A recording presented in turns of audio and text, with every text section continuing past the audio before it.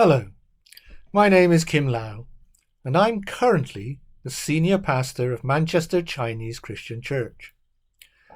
In another video, I talk briefly about the cross, and I say there that it only becomes significant in the light of the resurrection.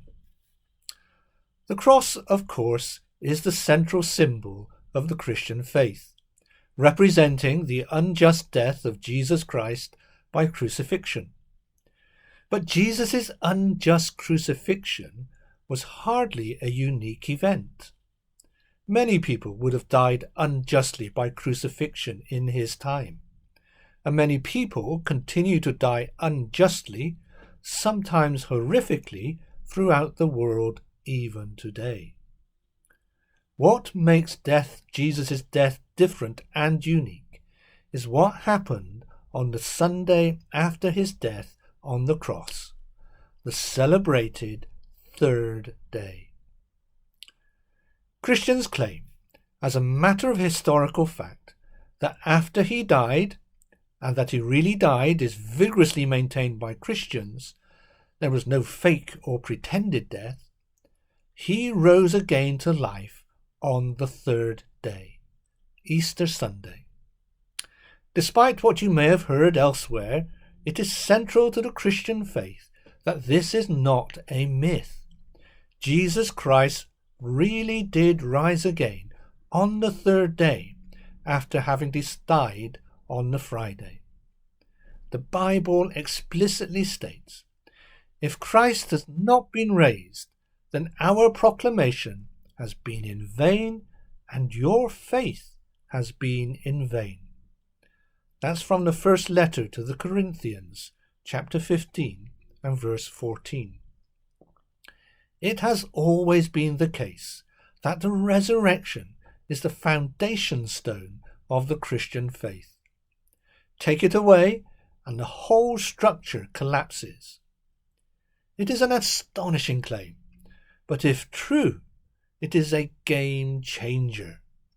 It really does place the death of Jesus Christ and his life in a completely different frame. It makes us ask, who is this man? And what does his death mean? So what is the evidence? In this very short video, we can't cover all the evidence. But in the same passage I just quoted from, the writer, the Apostle Paul, offers over 500 eyewitnesses to his readers if they want to check the facts. Then he appeared to more than 500 brothers and sisters at one time, most of whom are still alive, though some have died.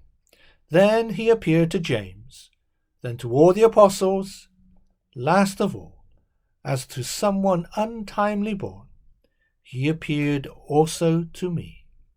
Again, the first letter to the Corinthians, chapter 15, verses 6 and 7.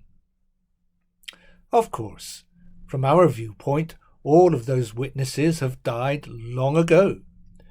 But the point is, when he wrote, many of the witnesses were still living, and the Apostle Paul's readers could go and check for themselves how true Jesus' resurrection was. Would Paul then have made such an astonishing claim if he had thought any of those witnesses would not corroborate his claim? If Jesus Christ really did rise from the dead, it changes everything. And because it does, any serious person would surely want to investigate thoroughly to establish the truth or otherwise.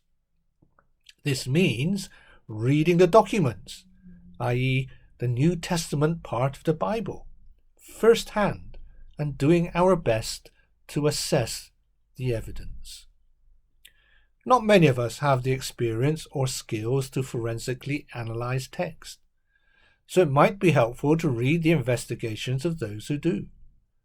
One very good book on this subject is Who Moved the Stone by Morrison. He set out to prove that the resurrection did not happen, but ended up doing the opposite. The very first followers of Jesus were, in turn, disbelieving, astonished, bewildered, and then overjoyed when they saw him alive after they had watched him die and then buried. It changed their whole understanding of who Jesus was and is and what he had achieved. It's because of the resurrection that the cross becomes good news for the whole of humanity. It could be good news for you too. If you would like to find out more about this or have questions, please write to faith@manchesterccc.org.uk. Thank you.